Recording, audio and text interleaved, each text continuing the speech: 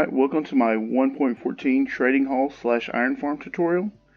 Now, before I get started, before I go into this, I owe an apology to, everyone, especially a player named Wong Sergey. Now, I'm probably mispronouncing that. I'm probably butchering it. I'll leave his name in the description. I am probably ruining his name. I apologize completely. We had a little bit of miscommunication about POIs, and the video for tomorrow will be all about POIs, distances, villages merging, and it's inspired by him. And I owe a huge apology because of the way that people are building iron farms. I didn't understand that they were placing additional POI that I wasn't aware of. That is a miscommunication on my part, and the video tomorrow about the mechanics will hopefully clear all of that up. About what you can do and what you can't do, what you maybe shouldn't do. We'll talk about all the POI and how it affects villages tomorrow in tomorrow's video. Alright, let's get into this though. Of course it's double floor because all of my iron farms are now, because that's the best way to get it improved rates from 32 up to 40 is to have 2 floors, 2 complete floors. Spaces equal spawns. It's that simple. It has 21 villagers, 21 workstations, 21 beds. This is essentially my previous iron farm, my advanced iron farm. Well, it has a trading hall underneath it. Because of the way village distances are, the center is here. So for these villagers to be inside of the village, they only have to be within 12 blocks of here, and they are. So we can put a trading hall underneath. It's that simple. That's it. If you've built my advanced iron farm, dig out a little bit under it, build this trading hall. It's that simple. If you have not built my advanced iron farm, well, let me show you how to build it.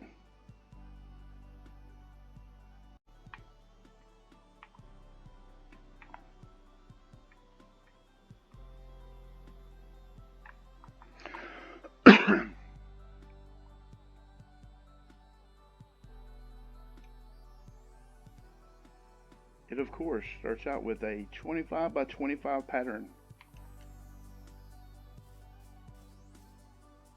2, 3, 4, 5, 6, 7, 8, 9, 10, 11. 1, 2, 3, 4, 5, 6, 7, 8, 9, 10, 11. And then complete one high all the way around.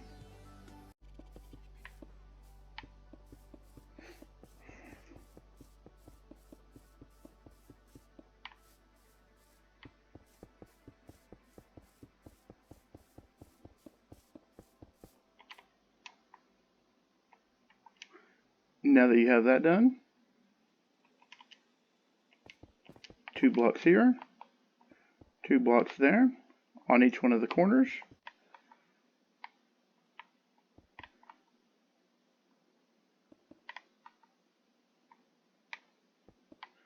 Now, I'm going to build the rest of this wall with glass. However, if glass is a problem for you, you can use any block you want. In fact, some of these walls you don't even have to build. Like the front ones are not even necessary. You don't have to put anything here if you don't want to. However, it's way better if you do. So, let's finish off those walls. Now that you have that done, let's light the floor up, because we don't want mobs spawning in here. So you can light it up in any pattern you want to. I'm going to skip 4 spaces and put a block.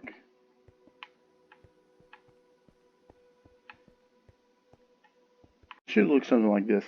However, it doesn't have to be glowstone. It can be sea lanterns, it can be torches. You can just cover it in carpet if you want to. That's fine with me also. What you need to do is mob proof it, because we don't want mobs in here. We don't want zombies. We don't want zombies killing our villagers. We don't want mobs in here at all. So light it up, half slab it, carpet, whatever your choice is. I chose glowstone. I thought it looked kind of cool, so do that or don't do it. The important part here is not glowstone, it's mob proof. We don't want hostile mobs in here. And additionally, once we're complete, we'll add a door here. So the next step is obviously another 25 by 25 layer of stone. It don't have to be stone, it can be dirt or any other solid block that golems will spawn on. Any solid block will do. When I use glass, use a solid block. When I use a solid block, any solid block will do. Cobblestone or whatever your choice is. Now, once you're done, you should have something that looks like this. Come inside, count over 1, 2, 3, 4 blocks.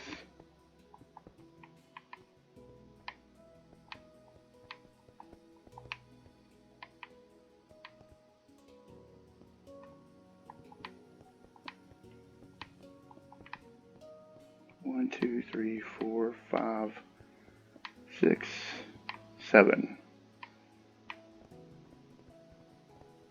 Now, once again, these don't have to be glass. They could be any block you choose. Okay, we're going to do that over here, and we're going to do it back here. The important part is that you skip 4 here so that they look even. Alright, now that you have that finished, it should look something like this. You should have 7 on each side, because 7 times 3 is 21, and that's the number of beds we're going to have. So that's going to be the number of villagers that we have. Alright, 777. Now take out a temporary block. Count over 1, 2, 3, 4, 5, 6, 7, 8, 9, 10, 11, 12. And you can verify it from this corner also. 1, 2, 3, 4, 5, 6, 7, 8, 9, 10, 11, 12. That'll be the dead center of this farm.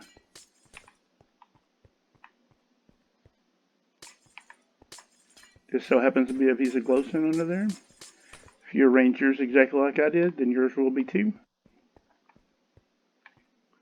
Place down your chest. Follow your hopper. Go 1, 2, 3, 4, 5, 6, 7.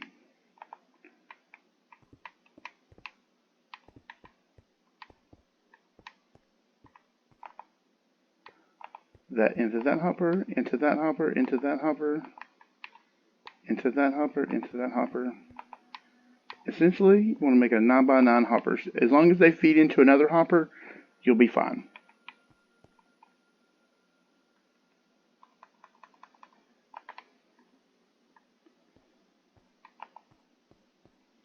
So then we want to build 6 just like that. Do you see that? 6. And then do an additional 6. 6 more. 6 more. Now this will give us a place for 12 beds. Now we're at 13, 14, 15, that's 15, 16, 17, 18, 19, 20, 21 beds. Okay?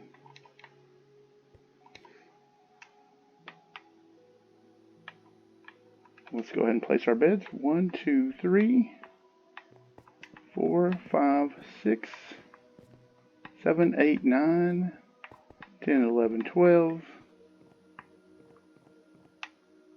13, 14, 15, 16, 17, 18, 19, 20, 21 beds, exactly like we predicted.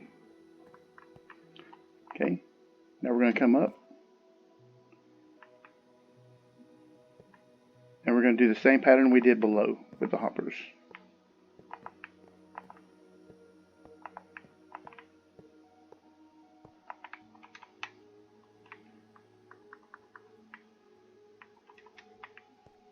Now we are done with the hoppers. So the only additional part we need to do here is break this glass.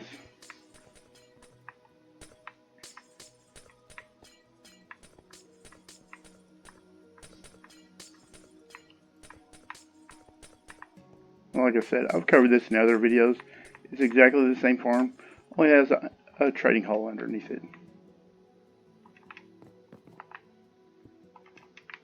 We need to come out from there 7 blocks, 2, 3, 4, 6, 7, and we need to come out from there in all directions. And while we're doing that, we're going to put a ring of 4 all the way around the bottom here. So when we come back, we'll have that completed and we'll have that completed. Alright, once completed, it should look something like this. Come in, put 2 blocks there.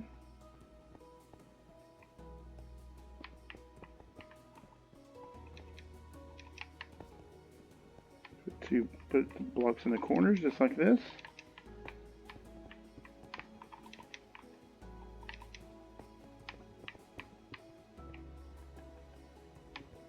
Put stairs all the way around like this. We'll later be waterlogging these. But for now we're going to leave them dry so that we can place our lava blade more easily.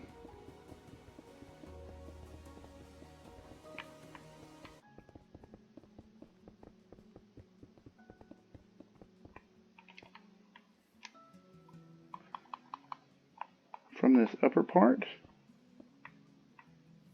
I think you know what we're going to do. We're going to go out 4 to match the one below. Once completed, it should look like this. If those line up, you did it correctly.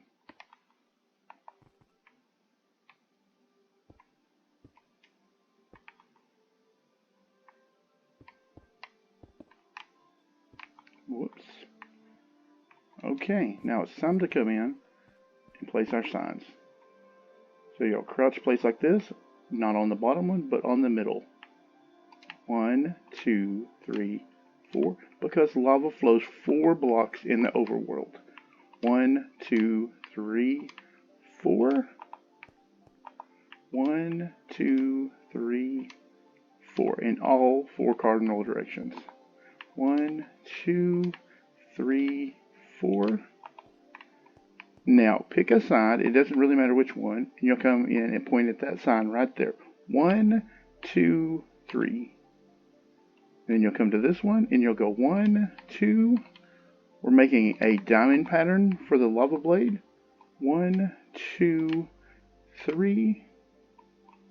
1, 2, 1. And we'll do the same thing on this side. 1, 2, 3. 1, 2. 1, 2, 3. 1, 2. Now, you can build this iron farm to use it to trade all the emeralds that you just got from my new raid farm. Or if you think, that's not enough emeralds for me, AL guy, then I suggest that you go and visit my buddy Yodolf and visit his page, because he just released a raid farm that makes 15,000 emeralds an hour. Which is, if you do the math, way more than mine. However, it's a little more complicated to build, so there's room in this world for both of those. So this one flows 1, 2, 3, 4. So it's actually 1 less sign on top here. 2, whoops.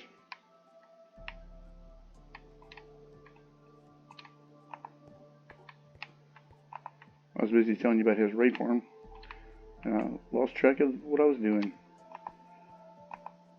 1, 2, and 1. So the top one should look like this.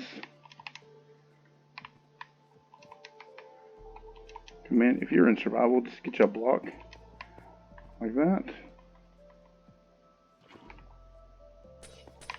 And because it only flows 4 blocks, It will not get off of there. Ignore these fires. Nothing here is flammable. Come down here. Of course, the lava will be easier to place here. Crouch. Place it against the hopper. 2, 3, 4. Oops. 4. Once again, nothing is flammable here. Not the beds, not the signs. None of this is flammable. Now we're almost done with this top part. Once again, we're going to build up the corners like this. We're going to put stairs.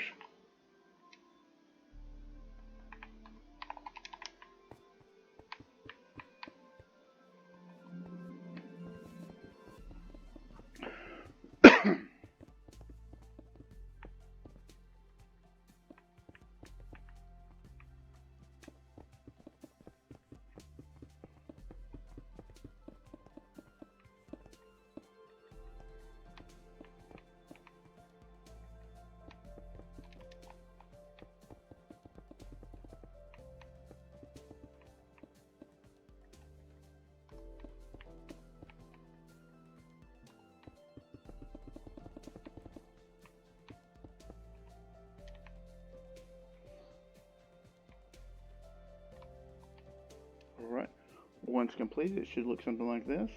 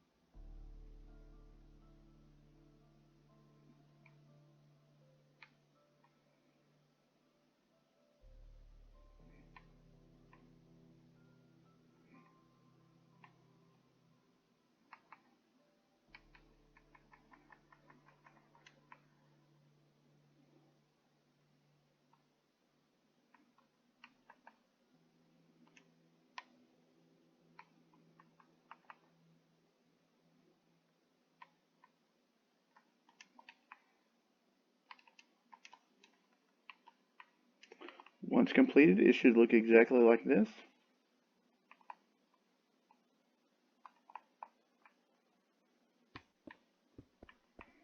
Let's change these corner blocks out to glass. I don't think the golems can spawn over this far, but better safe than sorry.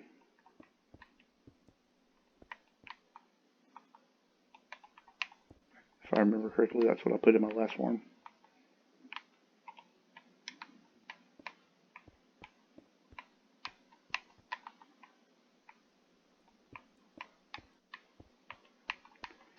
And then the only other step left to do is to waterlog all of the stairs.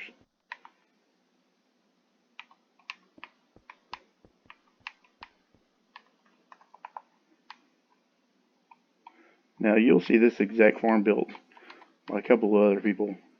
They don't credit me properly. That's fine. I can't make them not credit me.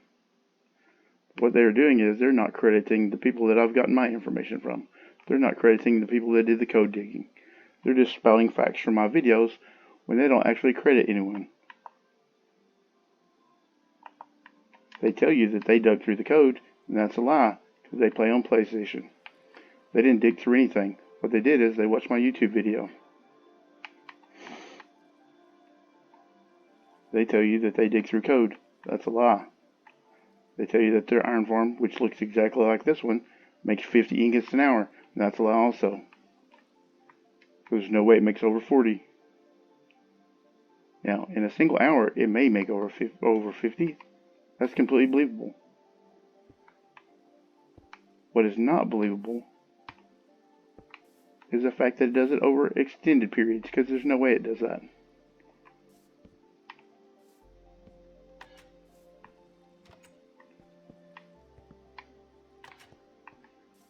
That will keep your villagers safe. So, at this step, your iron farm should look like this on the exterior. Now, you're going to need a sacrificial villager.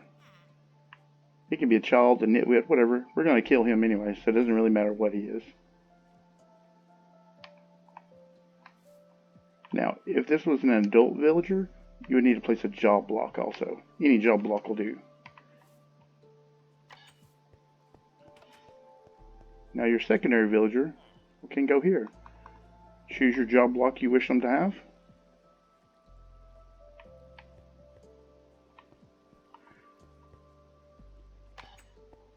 And the video tomorrow will get into why we needed this sacrificial villager. I just don't want to get into it right now.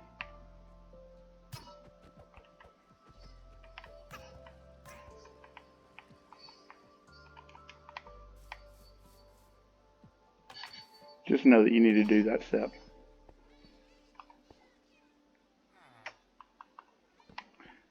And you can have these villagers be any profession you want to. I'm choosing lecterns because that's a really popular one.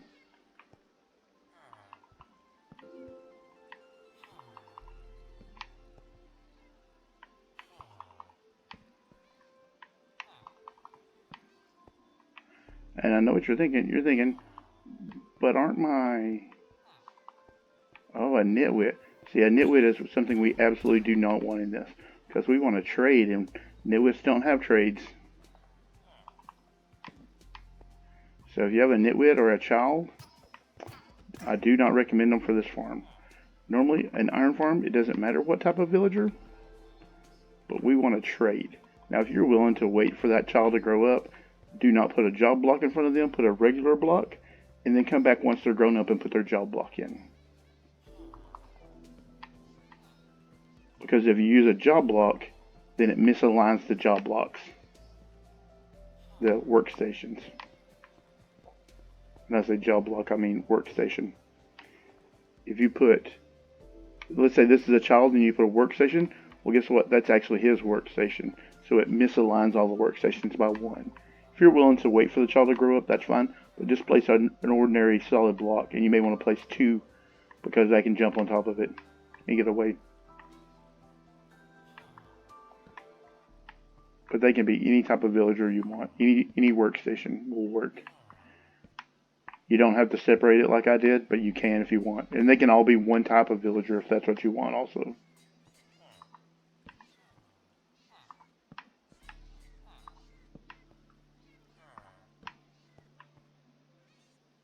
Bring them in by rail or however you want to.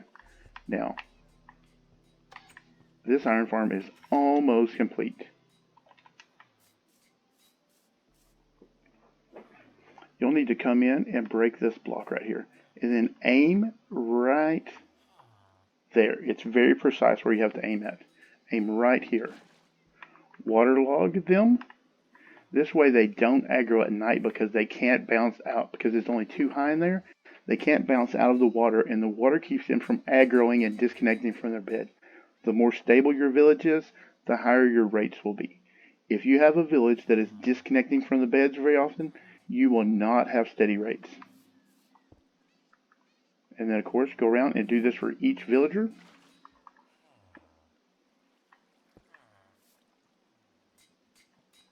If you're on mobile and using touch controls, this may be a little difficult for you. I recommend at the minimum a controller, which is what I use. If you're on Android or iOS, you can use a Xbox One controller, which I recommend. That's what I use. Even though I play on Windows 10, I use a controller. Several people have pointed that out.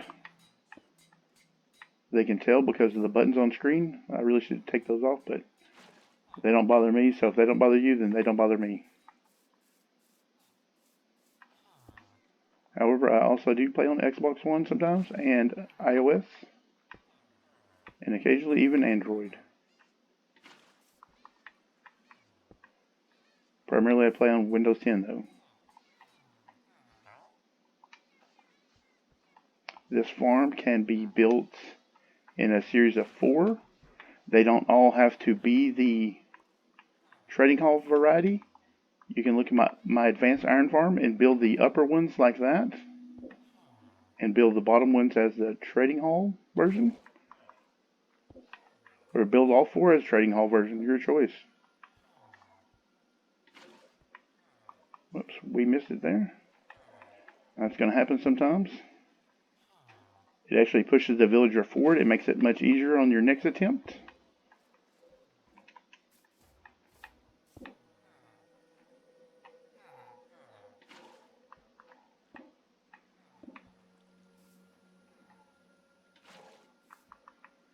And like I said, you'll see this farm pop up on people's YouTube page in a day or two. And this farm works because these villagers are within the village boundary. Between the center of the village down is 12 blocks, and they are within that 12 blocks. So they are still within the village, and the village hasn't grown. We'll talk more about that tomorrow, though. About village sizes and how people are stretching them, how people are merging them. I didn't realize that people were building so many things between the quad iron farms. That was a miscommunication on my part. I'll show you how you can build stuff between them, and we'll talk about what type of farms you can build between the iron farms and what type of farms you cannot.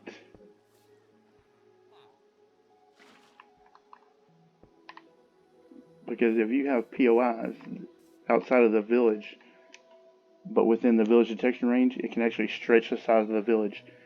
And if you stretch the size of the village too large, the villages can merge. Like I said, that's something we'll talk about in the video tomorrow. Alright, that's it. The iron farm is complete. This will make between 39 and 40 ingots per hour. You may do slightly above average. We'll see. That's it. There's your trading hall. There's your iron farm. A couple of last things. People are always asking how they can contact me. You can find me on Discord. You can find me in Navy Nexus Discord. You can find me in an advanced automation Discord. Both those links will be in the description. You can also find me on Dr. Jan Cyan's Discord. The link for that will be in the description. Now, people are always like, can I play with you? Can I join your world? No, I play on a realm. I play on the advanced automation realm. If you want to join that realm, we are looking for members. Please join the Discord. The link will be in the description. Apply. Show us what you have. Bring builds that you've built. Show us how technical you are. It's a technical server. It is not just for technical players, but show us things you've built. Maybe you've built great pixel art, or you've built a flying machine, or you've built a gold farm, or an iron farm, or a quarry machine, or a flower farm, or a sheep farm.